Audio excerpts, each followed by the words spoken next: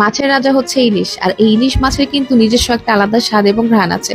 আর যারা ইলিশ মাছ দিয়ে ইলিশ পোলাও রান্না করতে গিয়ে হাবিজাবি মশলা দিয়ে ইলিশ পোলাওয়ের 12টা বাজিয়ে ফেলেন, তাদের জন্য আমার আজকের এই রেসিপিটা।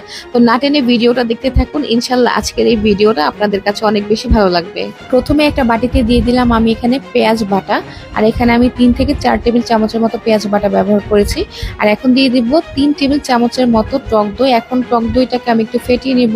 এখন এখানে দিয়ে দিব আমি হাফ চা চামচের মতো জিরা গুঁড়া, দিয়ে দিব 1 চা চামচ মরিচের গুঁড়া, দিয়ে দিব হাফ চা চামচ ধনে গুঁড়া। এখন দিয়ে দিলাম স্বাদ মতো লবণ, আর দিয়ে দিলাম 1 টেবিল চামচ আদা রসুন বাটা। ইলিশ পোলাওয়ের জন্য আজকে আমি এই মশলাগুলোই ব্যবহার করব। আর ইলিশ মাছ রান্না করার সময় কিন্তু অতিরিক্ত কোনো মশলা ব্যবহার করতে হয় না, এতে ইলিশ মাছের যে নিজস্ব একটা স্বাদ এবং ঘ্রাণ আছে সেটা নষ্ট হয়ে যায়।